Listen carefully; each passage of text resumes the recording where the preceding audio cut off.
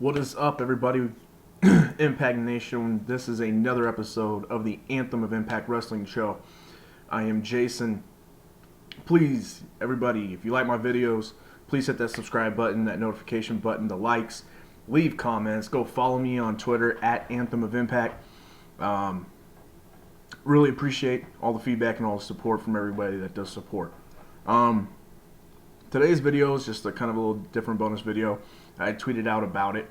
My plead to the hardcore WWE fan, or really just any fan that just hasn't given formerly known as TNA Impact, now Global Force Wrestling, a shot, like a kind of a fair trade.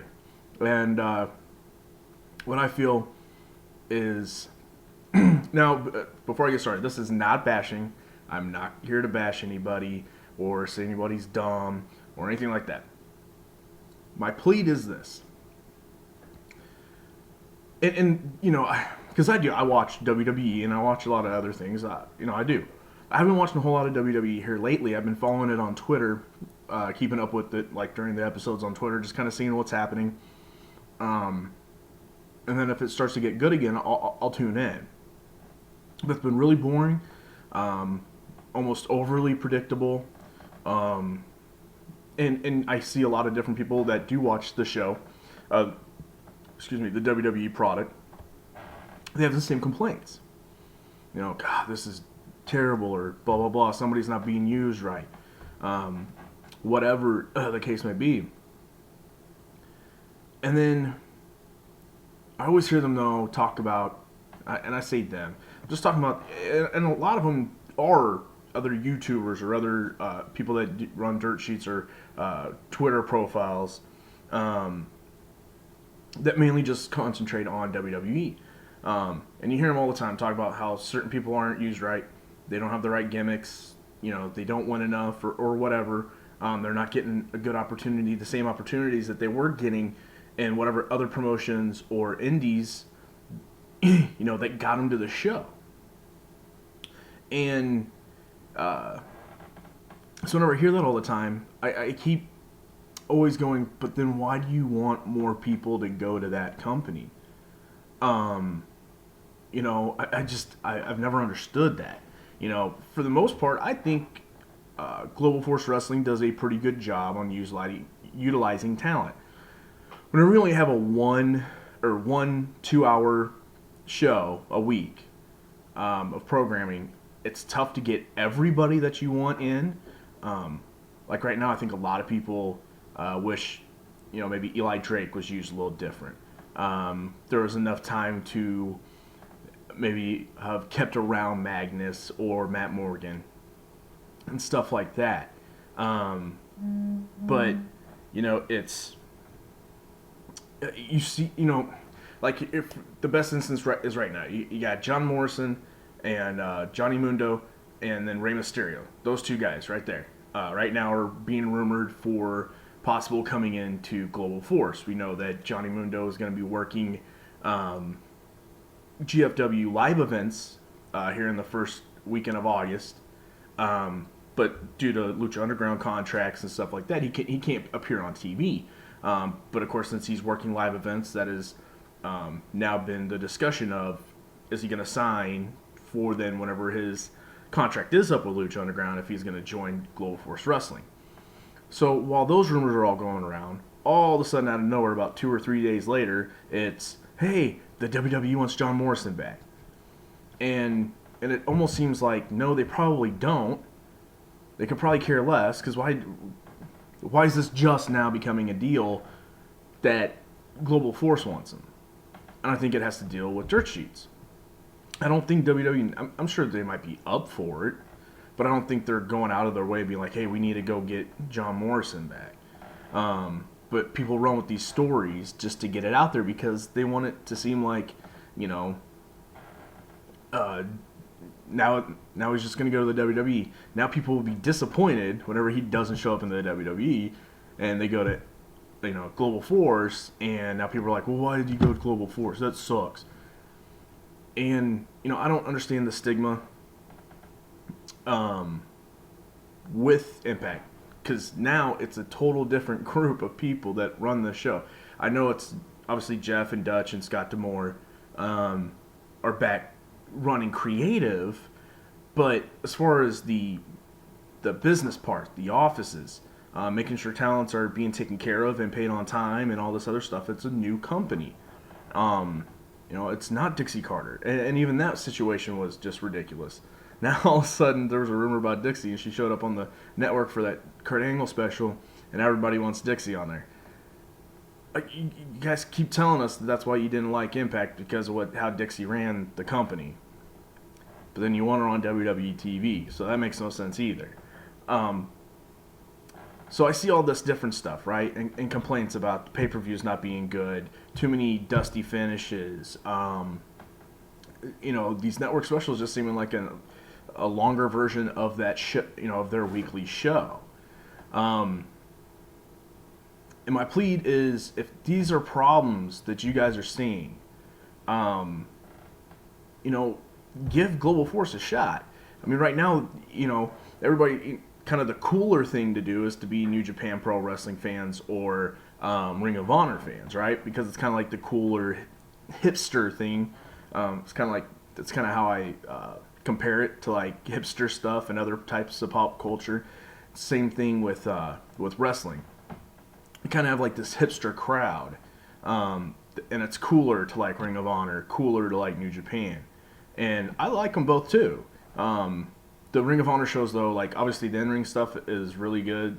They're very talented over there, but there's really no character development as much. Week to week, there's, no continuing story necessarily. Sometimes they have big overarching stories, but you're not getting caught up on or updated on that story week to week. Sometimes it's this week, and then 2 weeks down the road, those guys and that story will be brought back up and whatever else. So it's a little bit harder for me to watch. I watch it whenever I can. I don't really watch it, like every week have to watch it. But in Global Force, so that's the cool thing. Well, in Global Force right now, they're going to cater to that little bit of hipster in you. And they've got a thing going right now called the Super X Cup. All right, now we're almost through the whole first round of it. But go look them up on YouTube. I mean, you got guys like Desmond Xavier in this, and Drago, and Sammy Guevara, which is, he's a big-time name in a bunch of indies, but specifically Wrestle Circus right now. Wrestle Circus is becoming a huge, huge popular thing. So you got that. Then you've got guys from Japan and Marufuji and Ishimori. Ishimori is going to be wrestling tonight. I'm recording this on Thursday night. July 27th, and tonight it's going to be Davey Richards, a Ring of Honor guy, versus Ishimori from Pro Wrestling Noah over in Japan. And that's going to be a great match. Talk about strong style. Oh, that match will be strong style, and fast paced, and that match is going to be great. I cannot wait for that tonight. But you also had guys in there. Idris Abraham is a young guy that's pretty talented. Again, Desmond Xavier. You guys want to see some crazy stuff? Just watch him for just one match. Go find him on YouTube. This guy will entertain the hell out of you. Trying to think of who else. Andrew Everett, and man, I can't believe just in case you guys didn't know, I review Impact Wrestling every week, and I watch it every week. And for some weird reason, I cannot remember all the matchups. But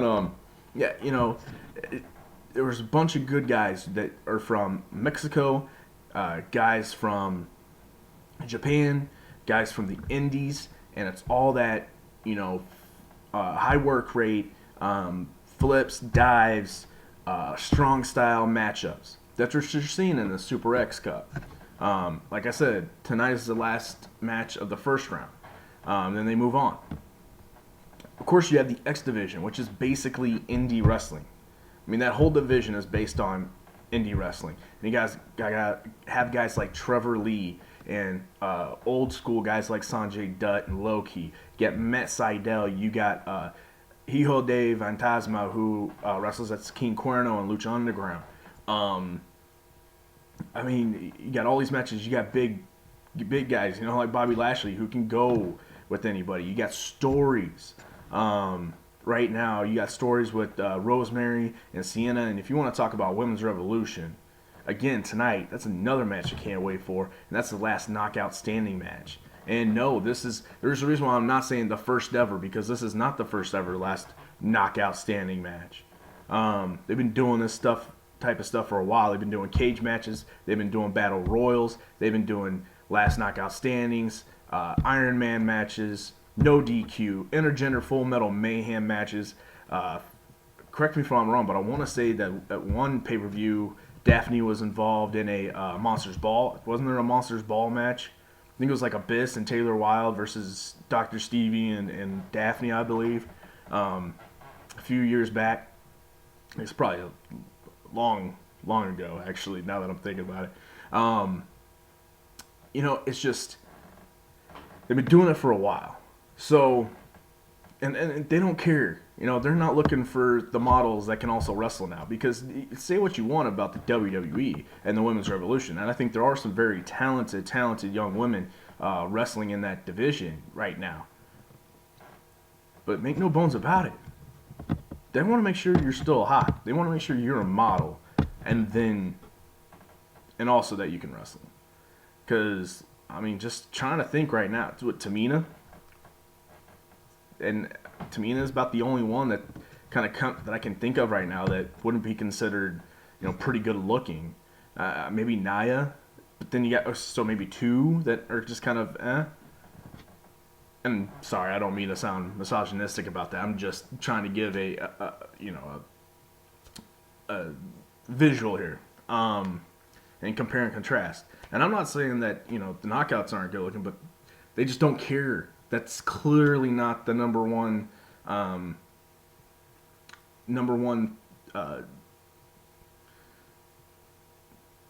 care that they have. I can't think of words right now. Number one care that they have about your ability. So much so they have Rosemary.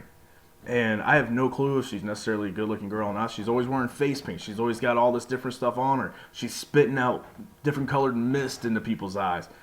She's a character. She is a great character. She's amazing. And she's a great wrestler. But it doesn't, not once do I ever bring up anybody's looks. You got Sienna, who is a good-looking girl. But I never bring that up in Global Force Wrestling. I never bring that up, if any of them are good looking, because it doesn't matter, because they don't emphasize that at all, over in Global Force Wrestling. There's a lot of people that do care about it, but I mean, the wrestling's so good, I've never mentioned oh man, and then because Sienna's great looking, so that's why I love, that division. Never have I ever said that, and it's not because she's not. I'm just saying that it's never an emphasis. Right now you got the other stories. You got Grado right now is trying to stay in this country, right? So pulling from actual real life situations. Grado's trying to stay in the country. So how's he going to do that? He needs to find a woman to marry. Keep him here and give him a green card. So they're going through that. And again, there's your comedy, right? But your comedy's not taken away from anything else on the TV. They split up the segments, and it's going to carry you throughout the show. And they're just little 1 to 2, 3 minute backstage pre-tape vignettes. And then you got some great tag team wrestling. LAX. You got Fallah Bahh and Mario Baccara. You got VOW. You have the Chris Brothers, or Christ Brothers. Again, I haven't heard their name enough, but they're coming in as CVO. OVE. Good. My mind is gone today. OVE. They're coming in as OVE. We do have Reno Scum, Laredo Kid, and Garza Jr., and there could be many, many more coming in. Because one thing that's been so far working out really well is all the partnerships with the Crash, Pro Wrestling Noah, AAA, the different independents that he's working with. Jeff's kind of got a little bit of partnerships with Tried and True Pro Wrestling, TNT Pro Wrestling. I believe he's starting up some type of partnership with Wrestle Circus. I think maybe a little, like maybe just an agreement kind of thing of, you know, what talents they can use and when they can use them, how they can use them. Because if you look at that last Wrestle Circus card, there was a lot of GFW guys. And I'm sure he's planning on using many, many more. And, you know, the way that he can get, you know, send out and book out the talent to the different indie programs, only the ones that have some type of partnership agreement type thing. So then maybe he can just grab some of their indie talent and throw them on the show. So you're getting fresh faces all the time. Nobody's overused, I don't believe. Maybe El Patron's a little overused. You know, even him. Take away all the outside crap.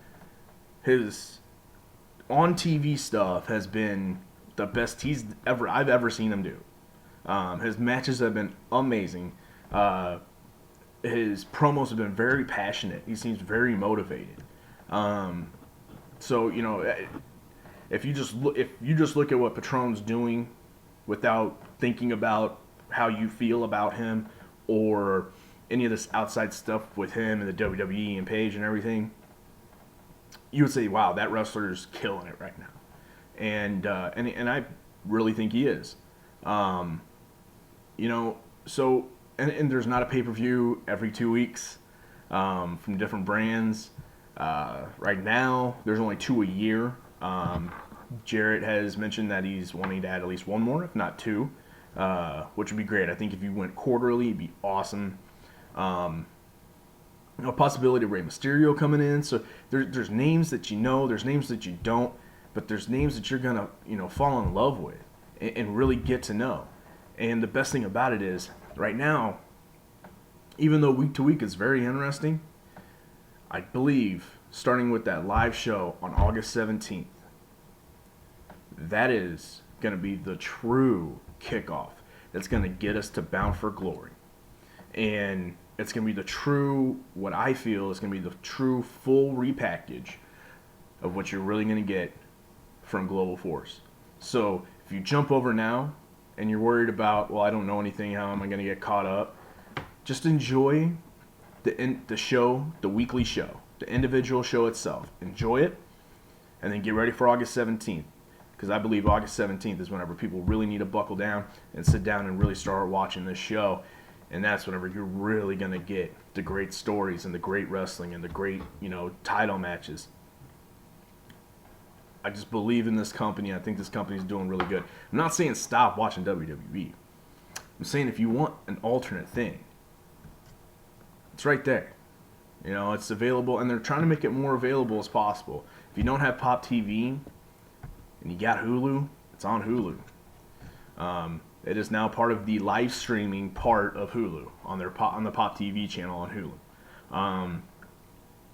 You know, you can always find it on YouTube. YouTube numbers for Global Force Wrestling is a big deal. So YouTube numbers, find it on YouTube. They upload a ton of content on YouTube, before and after. They have first words that load up all day, the day of, and it's quick interviews and scenes and stuff like that will be involved in the actual show. Then afterwards they release In Case You Missed It and The Last Word.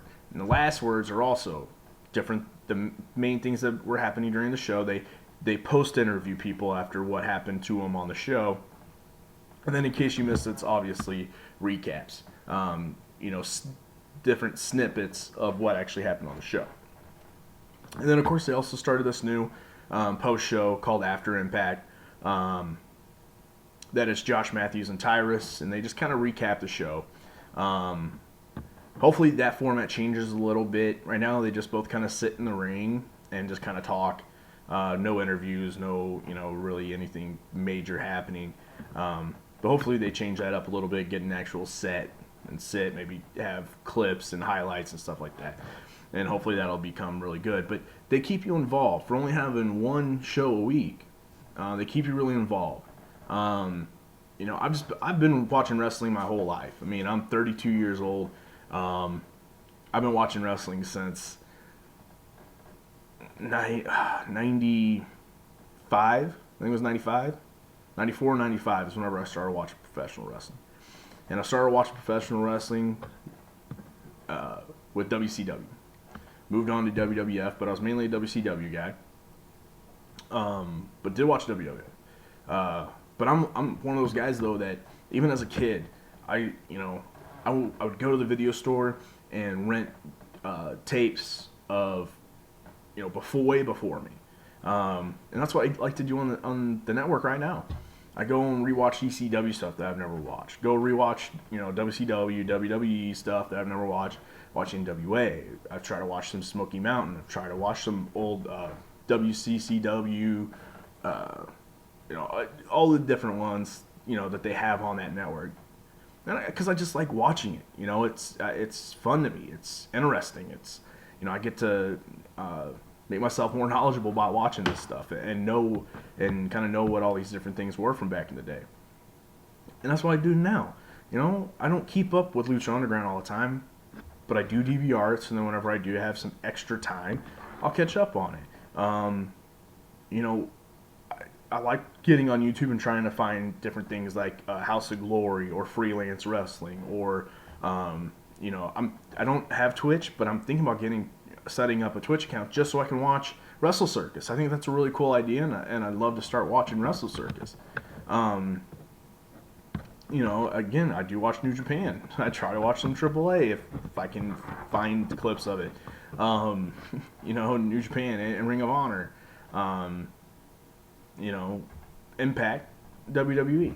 I watch it all, and sometimes you just gotta get over that hump of, the stigmas, the rumors of things that are out there, because I think you're really missing out on a good product. Is it great? No, nothing's great. Nothing. Of course, Global Force has its faults. I'm not trying to sit here and say that they're the best. They're the best, most perfect professional wrestling organization there is. No, of course, and they're going to continue to fumble and stumble. That's what happens. Sometimes you get creative, you try to do something, it doesn't come off right on TV, or people don't execute what you had in mind, and it's not good. Other times it turns out being great. Right now, since Slammiversary, I personally think Impact has been more great than not. And that's just my honest opinion. I try to be very unbiased about this as possible. Because I do watch everything. So I don't have, I'm not this person that just sits here and only watches Impact. And then sit here and try to tell other people what the companies that they like to watch, what's wrong with them or why they suck. No, because I watch that. So I can tell you why that one's not doing well right now. Hopefully going into SummerSlam, WWE starts to pick up. SmackDown just went way downhill out of nowhere, really, since the WrestleMania. It's been boring. I just don't care. I just don't care. And I even went to Money in the Bank up here in St. Louis.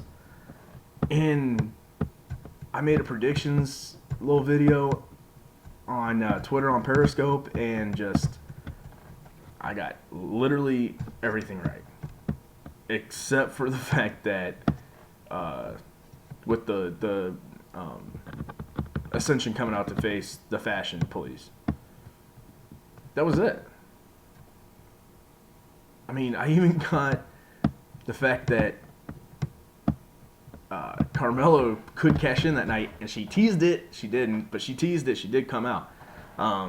It's just the little things that irks everybody about the WWE and how corporate it is, and wish that they would just let go.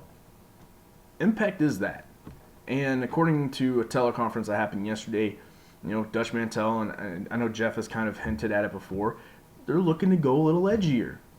So for the adults that want something a little bit different, a little bit edgier, a little bit, maybe a little more real, I guess, Impact's going to have that. And I think that comes with, like I said, on August 17th, whenever I feel like they're going to go into full force. But those are some of the reasons, guys and girls, that I think if you're down on the company that you watch, mainly I'm talking to the WWE fans, because there's really not a whole lot of other things out there that have just like that straight cult following. And you need something else. You need something different. Please give Global Force Wrestling a chance. Give Impact a chance. And just watch it with an open mind and try to enjoy just the actual in-ring product. Because I can't stand it anymore listening to this broken Hardy drama. Not just from like hearing Rebby and Matt talk about it on Twitter, but just fans or people on other YouTubers talking about it in their review shows. There's a possibility that Jack Swagger could be coming to Global Force Wrestling as well at some point in time. Guess what he's not coming as? Jack Swagger. Okay? Guess what gimmick got him really over here lately? We the People. Guess who he's probably not going to be able to do? Say We the People. Alright? It's just the way things are. I understand that this is a little different because of the Hardys and how involved they were in that. And I get that. But what a lot of people don't understand is this. And I understand that the contract negotiations that they are talking about were with Ed Nordholm and Anthem. And I understand that the problems that they're having right now specifically are with Anthem and Ed Nordholm. I get that. But everything else that they keep bringing up with they put up their money for this, or they had King Maxwell working obviously, but without proper paperwork, or never paid Senior Benjamin, or whatever else this other stuff is that they bring up. It wasn't Anthem, and it wasn't Ed Nordholm. That was under Dixie. Again, the one that everybody hated how she ran her business. And the thing is this. They still would have gone, let's say Dixie was still kind of in charge or whatever. And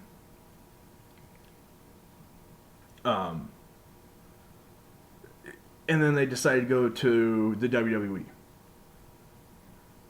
I'm telling you right now, Dixie would have let them take the broken gimmick. And none of this would have came up.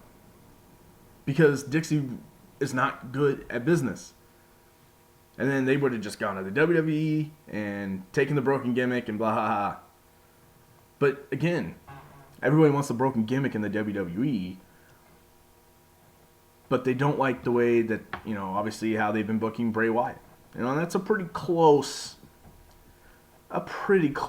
comparison in gimmicks. I don't think that they would do the broken gimmick right. Not the way that it was done in Impact.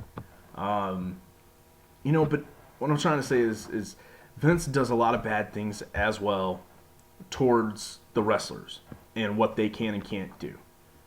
And it's not just Ed Nordholm, and it's not Jeff Jarrett, and it's not Anthem. It's just the way the business works anymore. And I personally think that if it wasn't for Rebby and Matt constantly on Twitter just saying all this stuff, I don't think anybody would care, know about it, or be mad at Impact or at Nordholm for it. Just if nothing was being said, nobody else would be getting all upset about it, or continuing to say that's why they're not watching Impact. And what's funny to me too with that is you always see whenever Matt and Rebby say something, you see dirt sheets then report it almost as if that's fact. And people will set their opinions on that aren't part of the dirt sheets, just people, period, set their opinions on it as if it's fact. What they're saying is fact. Nope, they're not lying. Why would they lie? But then you have the situation with Paige and Alberto with this Orlando incident, the airport incident. And I already made a video on this. Just to recap, neither one of them are innocent in this. Okay, they have a very it comes off perception becomes reality, and I think reality is that after all these different situations come up, they clearly have a very toxic, type relationship, and neither one of them are innocent in any of this. Not saying it. I'm just talking about the facts of this situation.